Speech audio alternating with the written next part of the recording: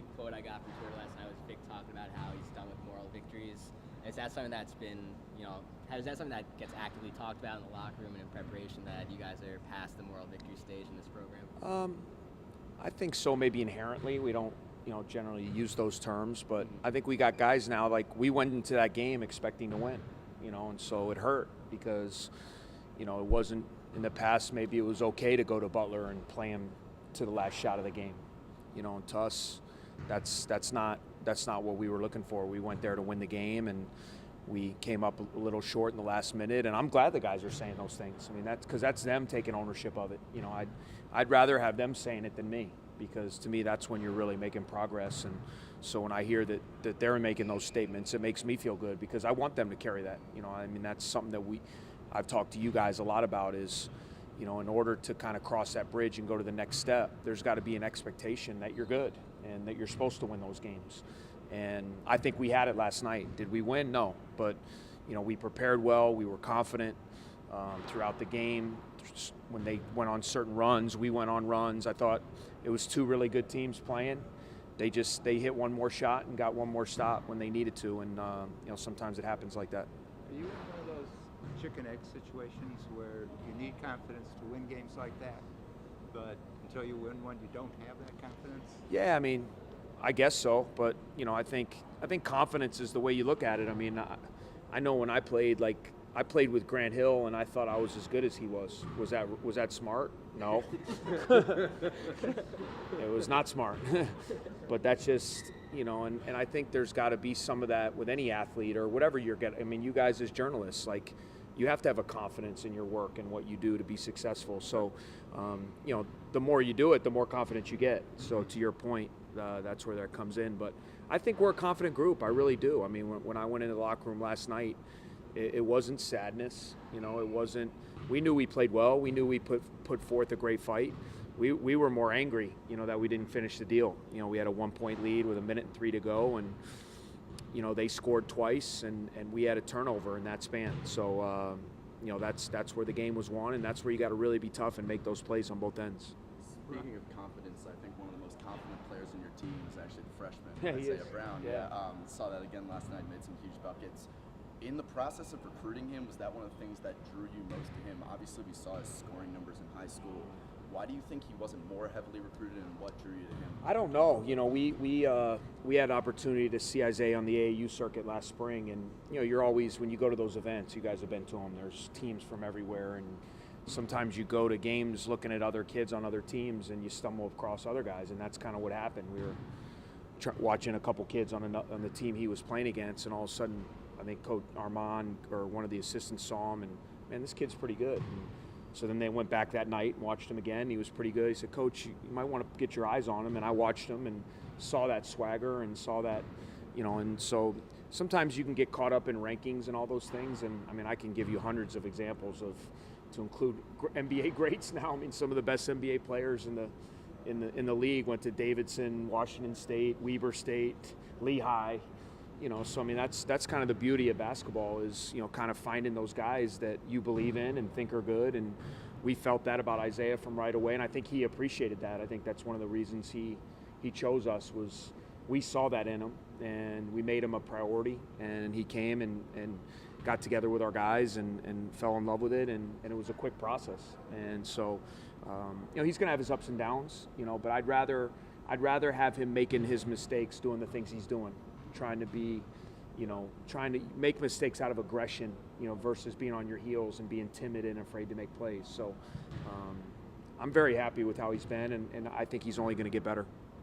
There's been a little bit of foul trouble, particularly with the bigs first few games. How do you keep them aggressive like they've been, but also keep them on the court?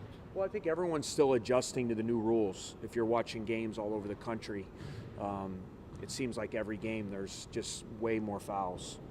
I don't know what the numbers prove, but there's a lot of teams in foul trouble and trying to figure out now. They're trying to make more freedom of movement, which I like. I'm not saying it's a bad thing.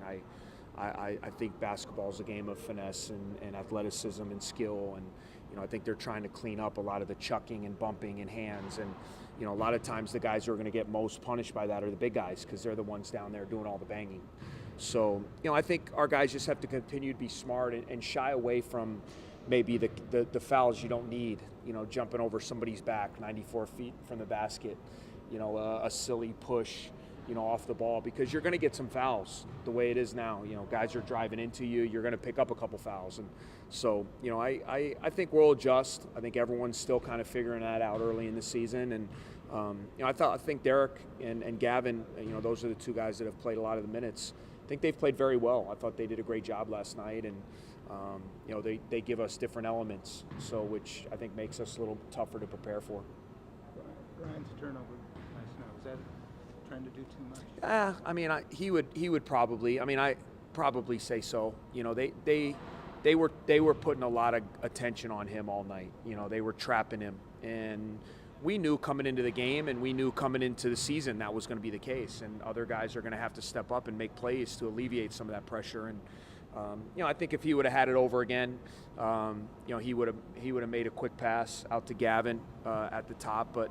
That's a really good player trying to make a play, and I can't fault him for that. And, you live and you learn. I actually, looking back on it, I think I should have taken a timeout. We ran a play. We were trying to get a quick 2-for-1 because there was 50-something seconds on the clock. It was a tie game. We tried to run a quick action to get a quick shot so we could get 2 possessions. They did a great job taking that away.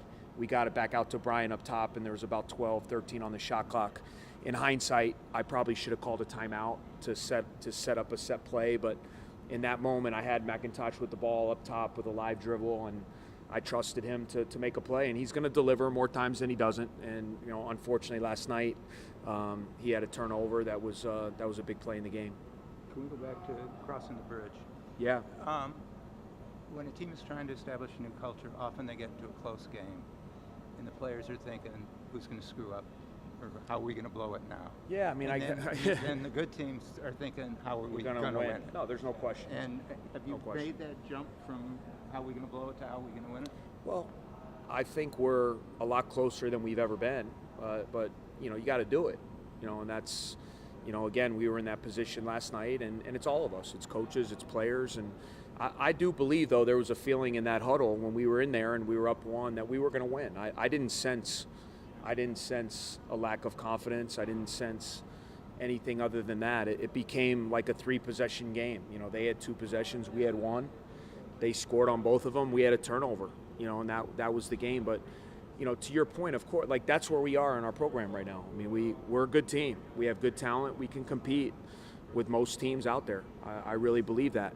We have good players. We have a good vibe. We have really good spirit, good chemistry. And now it's about when you're in, if you want to make that move and be that team, you got to do it when the game's on the line. And I feel we will.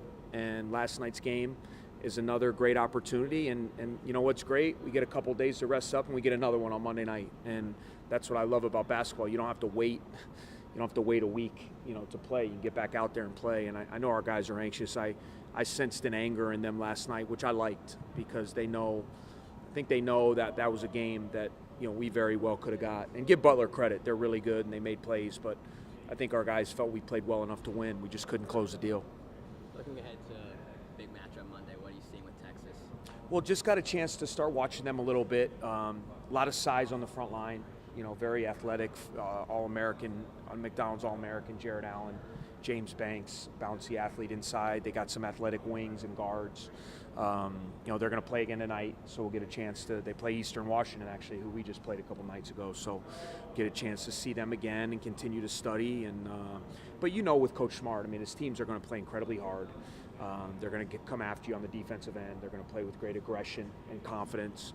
And it's a great opportunity for us. Really good program, tradition of winning, really good players, great venue like Brooklyn. I know our guys are excited about it. You only get a couple opportunities to be in things during the year where you can win a championship, and this is one of them. Everybody kind of has their preseason tournament, and we're in a 14 field that all the teams in this field, I think, are very good teams. So we're going to get 2 great games out of this, and hopefully we can come out on Monday and put 40 minutes together and give ourselves a chance to be in a championship game on Tuesday. Is it going to be all business?